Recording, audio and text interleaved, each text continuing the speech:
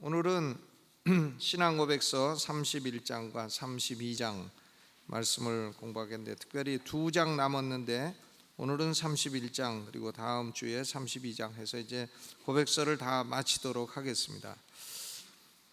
이 31장하고 32장은 소위 종말론에 관한 내용입니다. 종말론. 이 종말론은 우리 한국의 20세기에도 아주 뜨거운 논쟁 주제였습니다. 우리나라에 존재하는 이단의 90%는 다 종말론에 관련된 이단입니다.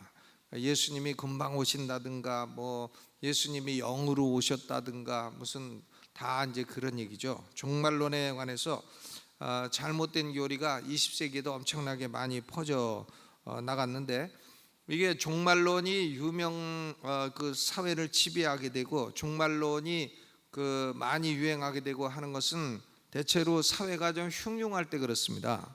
사회가 흉흉할 때, 그러니까 우리 신앙고백서가 나오던 17세기에도 사회가 흉흉했기 때문에 대단히 종말론이 많이 뜨겁게 논의가 되었습니다. 그래서 이 문제에 관해서는 침례교회는 장로교회라든가 회중교회라든가 이런 고백 내용과 조금도 다를 바가 없습니다. 종말론은 다 똑같아요. 종말론에 관해서는 간단히 말하면 예수님이 재림하신다. 언제 하시느냐 모른다. 그리고 재림하시면 어떻게 되나, 믿는 자는 천국 가고 안 믿는 자는 지옥 가고, 부활을 해가지고 천국 지옥으로 딱 나뉘게 된다. 그 이상 없는 겁니다. 그 이상 무슨 날짜 계시를 받았다든가 꿈으로 예수님이 언제 오신다고 자기한테 얘기했다든가, 이런 사람들은 전부 다 그건 좀 지방 방송을 듣는 사람들이에요. 성경 말씀이 아니단 말이에요. 그런 잘못된 계시를 받는 사람들은 신앙이 잘못될 가능성이 아주 많은 것이고, 그런데 따라다니지 마시기를 주님의 이름으로 축원합니다. 2000년 동안에 그런 사람들이 한둘이 아니에요. 자기가 꿈 꾸었다고 예수님 재림 날짜 맞춘다고, 요게 언제 그런 거 많이 나오냐면 6자하고 9자 낀 해, 666년, 699년, 966년, 999년, 1699년, 1966년 요럴 때 아주 그런 사람들이 많이 나옵니다. 6자, 9자 요런 거 끼었을 때 많이 나오고 아주 수없이 많이 있었고요. 그런 사람들이 맞은 적이 한 번도 없어요. 단 한 번도 없으니까 그런 걸 따라다니지 마시기를 부탁을 드립니다. 그런데 이 종말론은 결국은 두 가지로 크게 나눠집니다. 하나는 중간 상태, 그리고 또 하나는 최종 상태. 중간 상태, intermediate state. 중간 상태라는 건 뭐냐? 사람이 죽어서 부활할 때까지를 중간 상태라고 합니다. 여러분, 죽으면 금방 부활하는 거 아니죠? 그러니까 죽어서 부활할 때까지를 중간 상태, 그리고 부활한 이후를 최종 상태. 그러니까 우리가 현세하고 내세로 나누는데, 내세는 크게 둘로 나뉜다 하는 거죠. 죽어서부터 부활할 때까지는 무슨 상태? 중간 상태. 중간 상태는 이제 영혼으로 존재하는 거죠. 영혼으로.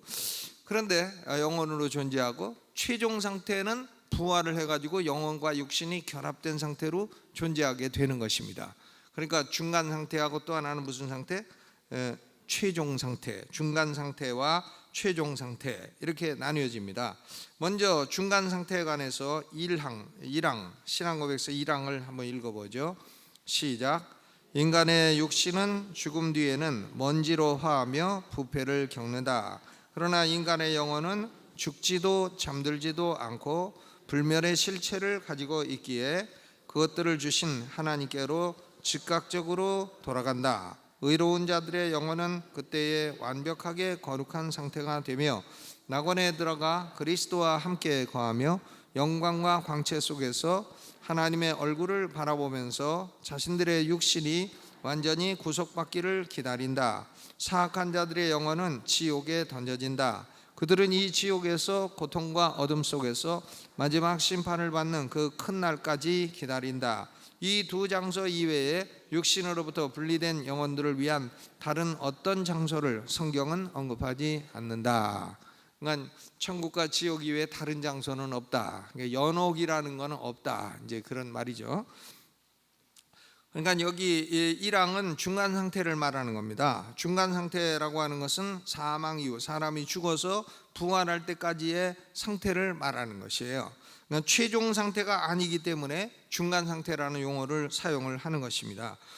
이 중간 상태에 관한 성경의 가르침을 이해하기 위해서는 두 가지를 구별을 해야 돼요. 하나는 우리 인간은 육신하고 영혼하고가 구별이 돼 있다. 육신과 영혼이 구별돼 있죠. 어떤 사람은 영이 있고 혼이 있고 육이 있다 그러는데, 그런 이 소위 삼분설은 기독교 역사상 정통 이론으로 간주된 적이 한 번도 없어요. 그것은 다 그 이단 영지주의에서 나온 사상입니다. 그러니까 뭐 영에 속한 사람이 있고 혼에 속한 사람이 있고 육에 속한 사람이 있다. 이 워치마니가 쓴 그런 책들은 다 그것은 옳지 않은, 벌써 제목부터가 옳지 않은 책이에요. 그러니까 인간은 영혼과 육신이지 영과 혼과 육이 이것이 아주 예리하게 구별되는 게 아닙니다. 구별되는 것은 영혼하고 육신이에요. 영혼과 육신, 영혼과 육신.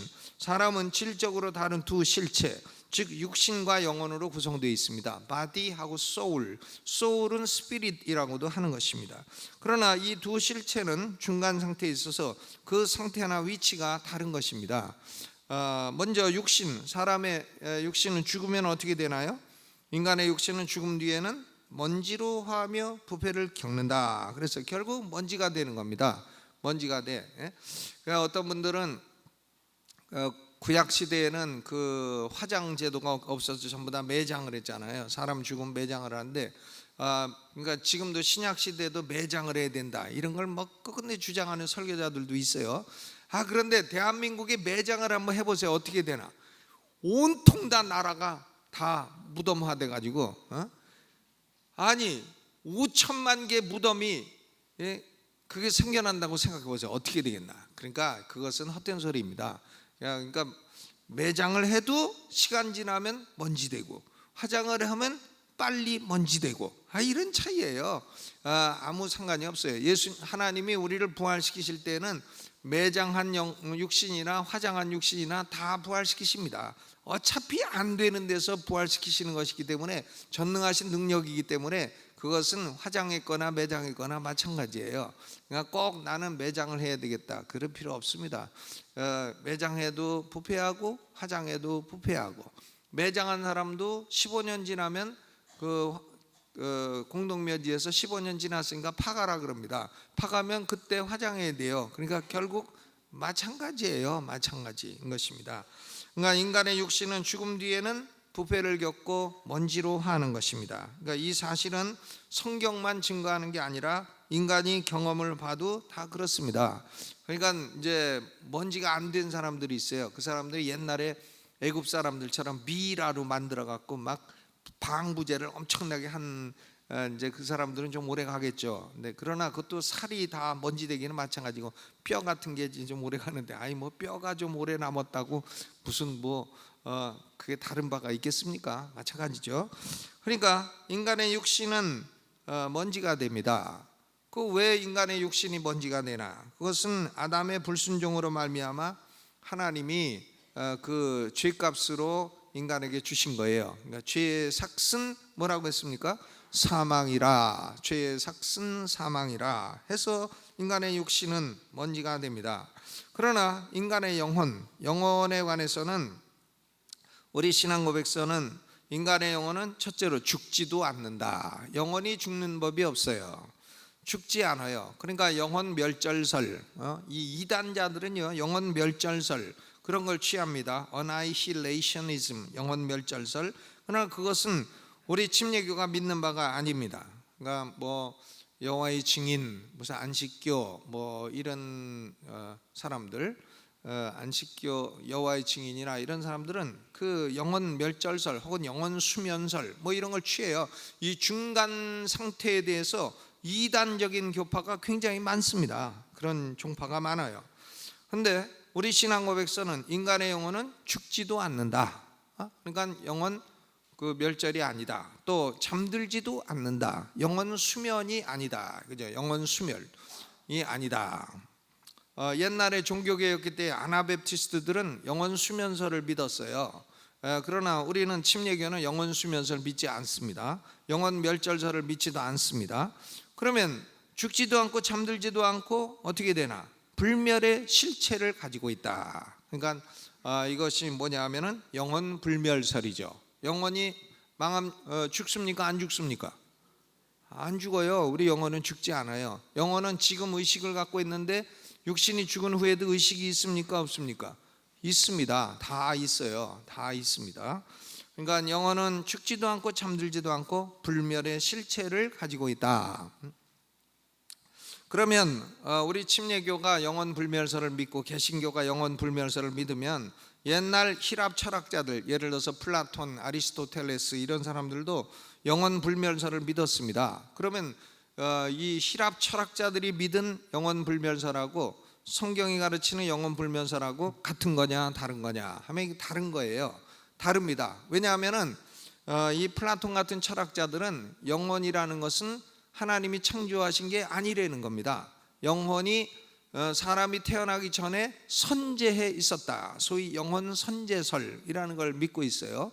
그리고 영혼은 하나님이 창조하지도 않은 것이고, 영혼은 미리 존재하던 선재하던 것이고, 그리고 영혼은 하나님의 창조를 받은 존재가 아니다. 그러나 영혼은 스스로 영원전부터 영원까지 불멸한다. 이렇게 생각했어요. 이것이 철학자들의 영혼 불멸설이에요. 그러니까 히랍 철학자들의 영혼 불멸설은 하나님하고 아무 관계가 없어요. 그러나 우리 성경이 말씀하는 영혼 불멸설은 뭐냐? 영혼은 하나님이 창조하신 실체이지만 인간의 영혼은 순간순간 하나님을 의지하고 살아가야 되는 존재이지만 창조된 이후에는 그 이후에는 영원하다. 영혼은 없어지지 않는다. 죽지도 않고 잠들지도 않는다. 그런 점에서 헬라 철학의 영혼 불멸설하고 성경의 영혼 불멸설은 다른 것입니다. 똑같습니까? 다릅니까? 다르죠. 뭐가 달라요? 하나님이 창조하셨나 안 하셨나 그게 다르고, 또 하나님 없이 독립적으로 존재하나 하나님을 의존하나 이것이 다른 겁니다. 근데 우리 신앙고백서는 성경이 가르치는 대로 영혼 불멸설을 믿는 것입니다. 육신이 사망한다고 해서 영혼이 수면 들어간다든가 비활동 상태가 된다든가 영혼이 해체돼서 없어진다든가 영혼이 죽어서 사라진다든가 그러지 않는다는 겁니다. 영혼 불멸. 아멘. 그 다음에 또 영혼에 대해서 두 번째 확신은 뭐냐 하면 그것들을 주신 하나님께로 즉각적으로 돌아간다. 영혼을 주신 하나님, 그렇죠? 헬라 철학자들의 영혼 불멸하고는 벌써 다르다는 거 알 수가 있어요. 영혼을 주신, 영혼을 창조해 주신 하나님께로 즉각적으로 돌아간다. 우리가 죽으면 우리 영혼이 어디로 가요? 즉각적으로 하나님께로 돌아간다. 그런 것입니다. 그렇기 때문에 영혼은 하나님께로 돌아가서 의식을 가지고 존재하고 있는 것입니다. 고로 영혼은, 인간의 영혼은 육신이 죽어도 잠들지도 않고 죽지도 않고, 그리고 의식을 가지고 살아있는 것입니다. 옛날 종교개혁기 때에도 이 말틴 루터의 루터교 일부하고 그 다음에 그 아나베프티스트들 사이에 영혼 수면설, 영혼 멸절설 이런 것들이 유행했었습니다. 그러나 우리 침례교는 그런 것은 다 거부해요. 거부하고 영혼 멸절도 아니고 영혼 수면도 아니고 우리는 중간 상태에서 인간의 영혼은 의식이 있고 하나님께로 돌아가서 하나님과 함께 거하고 있다. 이것을 믿는 것입니다. 아멘. 즉각적으로 하나님께 가는 거예요. 죽으면 즉각 천국 가는 겁니다. 중간역 그런 거 필요 없어요. 중간역은 무슨 누굴만 뭐가 어떤 분은 그래요. 인간의 영혼은 죽으면 낙원이라는데 중간역에 갔다가 나중에 천국 간다고. 그런 거 없습니다. 그냥 죽으면 즉각적으로 어디 가요? 천국. 죽으면 즉각 천국이에요. 천국. 물론 천국에서 중간 상태로 있다가 부활해서 최종 상태로 있게 되죠. 그러니까 상태는 변화가 오는 것이지만 죽으면 즉각적으로 천국 간다는 얘기예요. 아멘. 죽으면 즉각적으로 어디 갑니까? 천국으로 천사들의 인도를 받아서 삐용 하고 올라가게 된다. 이제 그런 말씀이에요. 삐용 소리가 날지는 모르겠습니다. 장례식에 가 보면은 시체가 이렇게 웃는 얼굴이 몇 있대. 저거 왜 웃었나? 그러니까 로또 복권 당선돼 가지고 너무 좋아갖고 웃다가 죽은 사람, 충격받아가고 이제 그런 사람이 이제 시신이 웃는 얼굴이래. 또 한 사람은 벼락 치는데 사진 찍는 줄 알고 김치 하다가 이제 죽은 사람이 그 시신이 웃는 얼굴이래네. 그런데 하여간 뭐 시신은 웃어도 먼지요, 뭐 다 육신으로 가는 거고, 중요한 것은 영혼입니다. 영혼이 어떻게 하나님께로 가요? 어떻게 천국 가요? 즉각적으로 천국에 들어간다. 아멘. 여러분, 이 은혜를 보통 은혜라고 생각하지 마셔야 됩니다. 놀라운 은혜죠. 그러면 이 중간 상태에서 의인과 악인은 어떻게 구별이 되나? 이 중간 상태에서는 영혼과 육신도 구별이 되고요, 그 다음 의인과 악인이 구별이 돼요. 의인들은 어떻게 되나?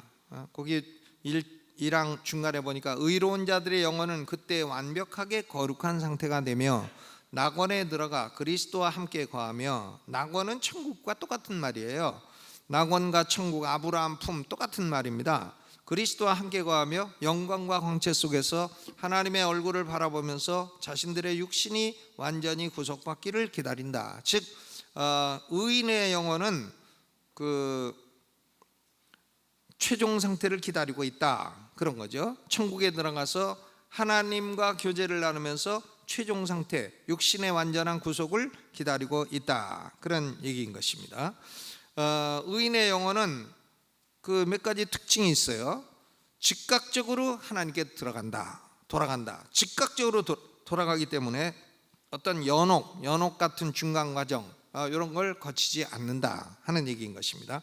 연옥이라는 말은 성경에 단 한 구절도 나오고 있지 않아요. 연옥은 카톨릭이 만들어낸 거짓말이에요. 그것은 존재하지 않습니다. 또 둘째, 의인의 영혼은 완벽한 거룩 상태가 된다. 죽으면 그때는 죄 짓고 싶어도 안 되는 상태가 되는 겁니다. 지금은 우리가 이 육신이 있기 때문에, 이 육신 때문에 죄를 많이 짓죠. 목구멍이 포도청이라 이래 갖고서는 죄를 많이 짓고 뇌물도 받고 죄도 짓고 뭐 간음도 하고 이렇게 해서 죄를 짓습니다만은, 그러나 육신을 떠난 영혼은 완벽한 거룩 상태가 된다. 완벽하게 거룩한 상태가 된다. 그리고 세 번째, 의인의 영혼이 거할 처소는 낙원이다. 파라다이스, 낙원은 천국과 같은 단어라 했어요, 다르다 했어요? 같은 단어예요. 천국, 낙원, 또 뭐라고 합니까? 아브라함의 품. 그렇죠. 그러니까 의인의 영혼은 행복한 상태가 된다는 것입니다. 그리고 넷째로, 의인의 영혼은 그리스도와 함께 거하게 된다. 영광과 광채 속에서 하나님의 얼굴을 바라보게 된다. 그리스도와 함께 거하게 된다. 그리고 영광과 광채 속에서 하나님의 얼굴을 바라보게 된다. 이게 비전이에요. 신학자들은 이것을 The Beatific Vision, 비전이라고 합니다. 비전을 가져야 된다. 무슨 비전? 영광과 광채 속에서 하나님을 바라볼 비전을 가져야 돼요. 이것을 지복의 비전이라고 말해요. The Beatific Vision, Beatific Vision, 지복의 비전이라고 부릅니다. 영광과 광채 속에서 하나님의 얼굴을 바라보게 된다. 아멘. 그러나 축복이 끝난 건 아닙니다. 왜? 중간 상태이기 때문에 육신의 완전한 부활, 즉 최종 상태를 기다리고 있는 거예요. 그래서 이런 상태를 무슨 상태라고 한다고요? 중간 상태. 자, 그러면 아나 모르나 조는 분들이 계셔서 시험을 보겠습니다. 연옥이라는 게 성경에 있습니까? 없습니다. 없어요. 연옥 얘기하는 사람은 한마디로 말해서 구라를 치고 있는 거예요. 아니, 거짓말을 하고 진리를 가지고 거짓말을 하면 됩니까? 또 이 신자의 영혼은 죽으면은 어떤 중간역을 거쳤다가 천국 갑니까? 아닙니다. 어떻게 갑니까? 즉각적으로 하나님께 갑니다. 그럼 신자의 영혼이 육신에서 떠나면 그때도 죄 짓습니까? 아닙니다. 그때는 완전히 거룩한 영화로운 상태가 되는 것입니다. 그렇죠? 확신을 가져야 돼요. 그러면 악인은 어떻게 되나? 악인은 어떻게 돼요? 1항 세 번째 보니까 사악한 자들의 영혼은 지옥에 던져진다. 그들은 이 지옥에서 고통과 어둠 속에서 마지막 심판을 받는 그 큰 날까지 기다린다. 그렇죠. 이 두 장소 이외에 육신으로부터 분리된 영혼들을 위한 다른 어떤 장소를 성경은 언급하지 않는다. 그러니까 악인들은 영원히 즉각적으로 지옥에 던져져요. 그러니까 지옥에 던져져도 중간 상태예요. 최종 상태를 기다리는 거죠. 어떻게? 육신의 사망에 부활을 해가지고 최종 상태에 들어가기를 기다리지만 그래도 지옥은 지옥이에요. 악인의 영혼이 거하는 처소는 지옥입니다. 그러니까 이 지옥의 특징은 뭐냐? 고통과 어두움이에요. 고통과 어두움. 어떤 분은 신학생이 그런 질문을 해요. 교수님, 질문 있습니다. 무슨 질문이냐? 그러니까 지옥에는 불이 있다고 했는데 왜 또 어둡다고 합니까? 불이 있으니까 환할 거 아닙니까? 그런데 왜 어둡다고 합니까? 아주 진짜 멍청한 질문을. 그러니까 이런 것들이 다 이제 지옥의 불이라는 것은 고통을 말하는 것이고, 어둠이라는 것은 진리가 없다는 걸 말하는 것이고, 그런 것이죠. 그러니까 고통과 어둠의 장소인 것입니다. 거기 뭐 전기불이 있느냐, 뭐 불이 있으니까 화날 거 아니냐, 그런 것은 쓸데없는 질문이에요. 지옥은 어떤 곳이냐? 고통의 장소라. 고민과 고통이 있는 곳이고, 또 지옥은 어떤 곳이냐? 어두운 곳이라. 어두운 곳이에요. 어두운 곳이라. 진리가 없어요. 거기는 어두운 곳입니다. 소망이 없는 곳입니다. 그리고 불신자들의 이 영혼은 최후 심판의 큰 날을 기다리고 있습니다. 심판받는 큰 날, 예수님 재림하시는 날, 즉 중간 상태에서 최종 상태를 기다리고 있다 하는 얘기인 것이죠. 우리 신앙고백서는 명백하게 연옥을 부인합니다. 이 두 장소 이외에 육신으로부터 분리된 영혼들을 위한 다른 어떤 장소를 성경은 언급하지 않는다 그랬어요. 자, 그러면 1항은 무슨 상태라고 했습니까? 중간 상태. 그럼 2항은 이제 2항과 3항은 최종 상태예요. Final state, intermediate state 하고 2항 3항은 final state, 최종 상태입니다. 2항을 읽어보죠. 시작. 그 마지막 날에 여전히 살아있는 성도들은 잠들지 않고 변화될 것이다. 그리고 죽어있는 모든 자들이 바로 그들 자신의 육신으로 그러나 변화된 특성을 가지고 부활하게 될 것이다. 그리하여 이 육신들은 자신들의 영혼과 영원토록 결합할 것이다 그랬어요. 그리고 불의한 자들의 육신은 어떻게 되나요? 3항 시작. 불의한 자들의 육신은 그리스도의 능력에 의하여 수치스러운 부활을 하게 된다.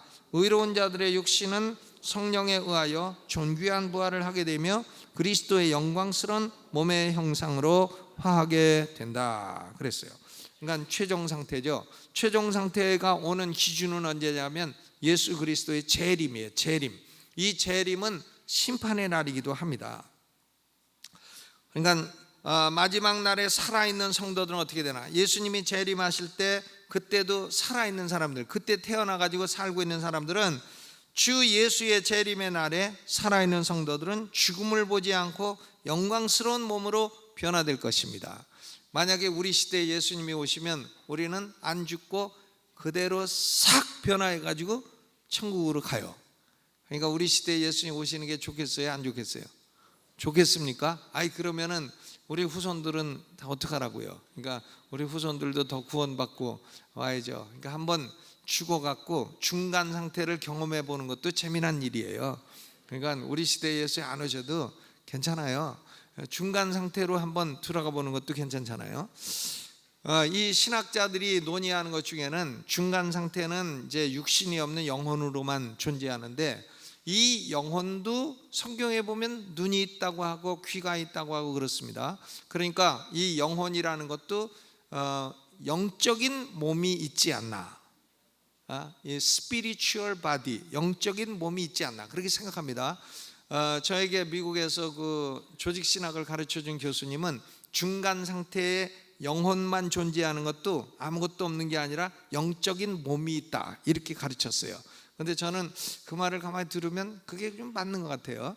스피리추얼 바디가 있고 육신의 몸이 있고, 그러니까 이 육신의 몸으로 최종 상태에 부활하기 전에도 인간의 영혼은 다 쳐다보기도 하고 뭐 혀에다 물 묻혀달라고도 하고 이제 이렇게 육신적인 단어를 써가지고 설명하는 걸 볼 수가 있습니다. 그러니까 신학자들은 아마도 중간 상태에도 영혼은 모종의 영적인 몸을 가지고 있을 것이다 뭐 이렇게 생각을 하는데, 그것은 안 가봐서 잘 모르겠습니다. 그리고 그것은 뭐 확실치 않은 거라 그렇게 잘 모르겠어요. 그냥 단순히 영인지 아니면 영이라고 해도 영의 어떤 모종의 의식이 있는 몸이 있는지는 그것은 학자들의 논의의 대상이지 정확히는 잘 모르겠다. 그러나 저는 모종의 영적인 몸도 있을 것이라고 생각을 한다. 그쪽이 조금 더 그럴듯하다 이렇게 생각을 하는 것입니다.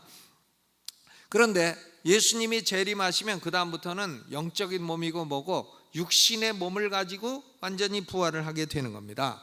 그때 살아있는 사람들은 그대로 부활의 몸으로 변화되는 것이고, 그때 이미 죽어있는 사람들은 어떻게 되나? 마지막 날에 그러니까 이 양을 다시 보면 그 마지막 날이 언제예요? 예수님 재림의 날. 여전히 살아있는 성도들은 잠들지 않고 변화될 것이다 그랬죠. 그리고 죽어있는 모든 자들이 바로 그들 자신의 육신으로 그러나 변화된 특성을 가지고 부활하게 될 것이다 그랬어요. 모든 자들이 자기 육신과 자기 영혼이 결합이 돼 가지고 부활하게 된다 그랬습니다. 그러니까 모든 자들이 부활을 해요. 신자든 불신자든 다 부활을 한다 그런 말이에요. 근데 부활의 육신은 본래의 육신과는 질적인 차이가 있지만은 아울러 알아볼 수 있는 동일성도 있는 육신이다. 그러니까 디퍼런스 차이도 있지만 아이덴티티 동일성도 있다. 그러니까 예를 들어서 부활할 때에 내가 권사님들 알아뵐 수 있다는 거죠. 아 권사님이시네. 아 내가 뵐 때는 그때 여든이 넘어갔고 그때 좀 쭈글쭈글 하셨는데 아이고 이쁘게 부활하셨네. 이렇게 이제 알아볼 수 있다는 겁니다. 아이고 그때는 키가 조금 하셨는데 엄청나게 크게 부활하셨네. 이렇게 이제 알아볼 수가 있다는 거예요. 동질성이 있다는 겁니다. 알아볼 수 있어요. 그러나 차이점도 있다는 거예요. 왜냐하면 이 부활의 육신은 죽지도 않고 썩지도 않고 아프지도 않고 병들지도 않고 그리고 이 물질의 그 지배를 받지도 않고 이러기 때문에 부활의 육신은 현재 육신과 차이도 있고 동질성도 있다.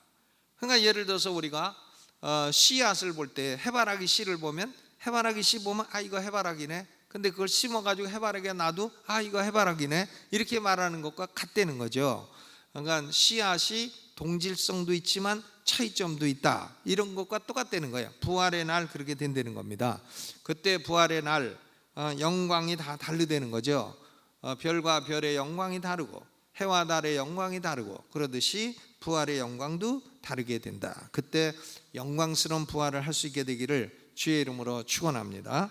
그렇죠? 그러니까 성도들은 마지막 날 살아있는 성도들은 변화돼서 천국 가거나 아니면 죽었다가 부활하거나 하는데, 이 부활이 의인과 악인 모든 자가 동시에 부활한다는 거예요. 이것을 무슨 부활이라고 하나 하면 일반적 부활이라 그래요. General Resurrection. 20세기 세대주의자들은 이 의인과 악인의 부활이 천년왕국을 사이에 두고 1007년의 간격이 있다고 말합니다. 그러니까 예수님이 무슨 그 공중재림하실 때 의인들이 다 부활해가지고 휴거를 한다는 거 아니에요. 공중재림 하다가 또 7년 뒤에 또 지상재림한다는 거 아닙니까? 그래서 7년 환란이라는 게 있다는 건데, 공중재림하다가 브레이크 탁 밟고 도로 가셨다가 7년 뒤에 다시 오신다는 거예요. 그때 의인들은 공중재림할 때 부활해갖고 하늘로 싹 올라가기 때문에 그걸 휴가인가 뭔가 그렇게 말하는 거 아니에요. 지금도 휴거서를 믿고서는 사람들을 미혹하고 글 인터넷에다 올리고 그런 화상들이 굉장히 많아요. 여러분, 그러면 그때 의인들이 그렇게 부활하고 또 7년 환란 겪고 천년 왕국 겪고 그리고 백보자 심판 때에 악인들이 부활을 한다. 그러면 의인과 악인의 부활 사이에 몇 년 간격이 있게 되는 거예요? 1007년 간격이 있게 되잖아요. 우리 신앙 고백서는 그런 거 얘기하지 않아요. 여기 뭐라고 말해요? 모든 자들이, 그리고 죽어있는 모든 자들이 동시에 부활하게 된다. 예수 그리스도 재림하시는 날 의인과 악인의 부활이 있으리라. 사도 바울이 말하기를 A resurrection of the righteous and the wicked. 그러니까 의인과 악인의 한 부활이 있으리라 그랬어요. 의인과 악인이 한 부활이 있으리라. 그러니까 이것이요 일반적인 부활입니다. 1007년의 간격이 있는 게 아니에요. 이 1007년 간격이 있다고 말하는 사람들은 그건 무슨 성경을 그렇게 읽는가 알 수가 없어요. 그건 아주 거짓말 구조를 만들어낸 것입니다. 그러나 저는 뭐 여태까지 공부해도, 성경을 여태까지 공부하고 연구해도 1007년 간격이 있다는 단 한 가지 힌트도 발견하지 못했어요, 성경서. 그러니까 그것은 한마디로 말해서 근거가 없는 말인 것입니다. 근데요, 이 마지막 날에 우리 신앙 고백서는 모든 자들이 다 부활을 해. 부활을 하는데 의인들은 어떻게 부활을 하나? 의인들은 성령에 의하여 존귀한 부활을 하게 된다. 의인들은 무슨 부활을 해요? 존귀한 부활. 존귀한 부활을 해서 그리스도의 영광스러운 몸의 형상으로 화하게 된다. 존귀한 부활을 요한복음은 생명의 부활이라고 했죠. 존귀한 부활. 그러나 불의한 자들은 어떻게 됩니까? 불의한 자들의 육신은 그리스도의 능력에 의해서 수치스러운 부활을 하게 된다. 그러니까 부활을 하는데 아주 흉측스러운 존재로 부활을 하게 된다. 여러분, 흉측한 존재로 부활하기를 원해요? 영광스러운 존재로 부활하기를 원해요? 영광스럽게. 지금은 못생겼어도 지금은 어떻게 이렇게 생겼나 몰라도 나중에는 영광스럽게 부활해야 될 줄로 믿습니다. 존귀한 부활을 하고 그리스도의 영광스러운 몸의 형상으로 화해해야 되지, 수치스러운 부활을 해가지고 지옥에 떨어지게 되면 그것은 참으로 얼마나 수치스럽겠습니까? 신앙 고백서는 이 최종 상태가 더 이상의 다른 변화는 없다고 말하고 있는 것이에요. 그러니까 중간 상태와 최종 상태 있으면 최종 상태 이상 더 다른 변화는 없다 이거죠. 우리가 존귀한 부활을 해서 영생을 하게 되면 그것은 영원히 그렇게 사는 것이지 그 이후에 다른 변화는 있을 수가 없다 하는 것입니다. 그래서 이 양 마지막에 영원성을 말하고 있어요. 영원 상태, 최종 상태의 영원성. 마지막 부분 그리하여 읽어보죠. 시작. 그리하여 이 육신들은 자신들의 영혼과 영원토록 결합할 것이다. 어떻게 결합해요? 영원토록 결합할 것이다. 영원히 우리는 존귀한 부활을 해서 영생을 누리며 영원히 영광과 광채 속에서 하나님의 얼굴을 바라보면서 천국이 그렇잖아요.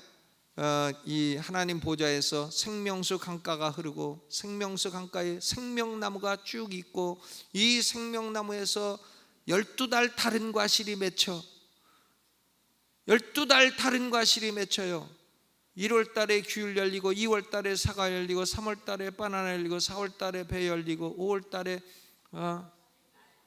뭐가 좋아요? 파인애플 열리고 6월 달에 먹고 싶은 거 다 얘기해요. 달달이 다른 과일이 열려가지고 그래가지고는 그걸 달달이 따먹을 수 있게 된다. 야, 얼마나 감사해요. 얼마나 감사합니까? 그러니까 이 세상에 사는 것도 재밌지만 죽으면 더 좋은 거예요. 더 좋은 거니까 여러분 이 세상 사는 동안 조금 괴로워도 그냥 그러려니 하시기를 바랍니다. 아멘. 우리에게는 뭐가 있나? 지복의 비전, The Beatific Vision, 지복의 비전이 있는 겁니다. 우리 성도들은 지복의 비전을 가지고 사는 사람이기 때문에 인생을 실패할 수가 없어요. 오늘 성가대 찬송한 대로 넉넉히 이기는 겁니다. 따라서 해보시죠. 나는 넉넉히 이긴다.